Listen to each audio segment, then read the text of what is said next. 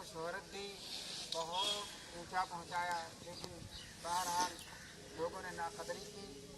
अल्लाह तबारक तआला उन्हें हिदायत नसीब फरमाए।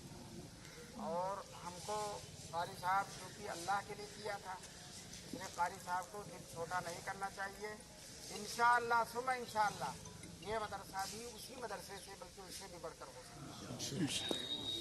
और जो है हुमायूं से तमन्ना क्यों न सोए आसमां देखे, जो मंजिल ब मंजिल अपनी मेहनत रायगा देखे।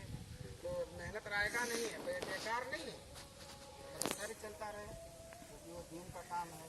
जो लोग उसके कारकुनान हैं, जिम्मेदारान हैं, मदरसा उनका नहीं है, वो भी कल नहीं रहेंगे। मदरसा तो अल्लाह का मदरसा है, अल्लाह हमेशा है, हमेशा रहेंगे और मदरसे इंशाअल्लाह क़यामत तक। लेकिन ये कि अफसोस होता है, उनका सदमा होता है कि 53 साल की खिदमत को बुला दिया। तो बहरहाल ये अल्लाह का फैसला, अल्लाह की मर्जी है। बंदा तो अल्लाह के फैसले पर राजी है। अल्लाह जिस हाल में रखे, मौला जिस हाल में रखे वही हाल अच्छा है। मैंने कुरान करीम की आयत पढ़ी थी। आयत में अल्लाह ताला फरमाते हैं कुरान हमने उतारा है, हम उसकी हिफाजत करेंगे। कुरान हमने उतारा है, हम उसकी हिफाजत करेंगे। चुनांचे सारी दुनिया कुरान के पीछे लगी है, कुरान को बर्बाद करना चाहती है। एक मनहूस जो है कुरान जला रहा है। कुरान वो क्या जला सकता है, वो खुद जहन्नम में जलेगा। कुरान तो 1 मिनट के लिए जला है, वो हमेशा हमेशा के लिए जहन्नम में जलेगा।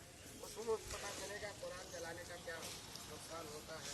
और कुरान जलाने से ठीक है, मुसलमानों को तकलीफ होती है, लेकिन कुरान ख़त्म होने वाला नहीं है।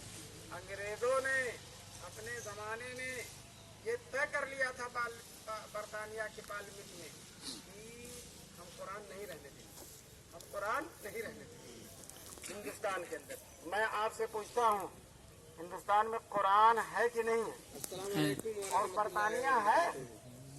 अरे बरतानिया है नहीं है। उसने कुरान को खत्म करना चाहा था, खुद खत्म हो। उसका सूरज नहीं डूबता था, लेकिन ऐसा डूबा कि इंशाअल्लाह कभी भी उसका सूरज नहीं।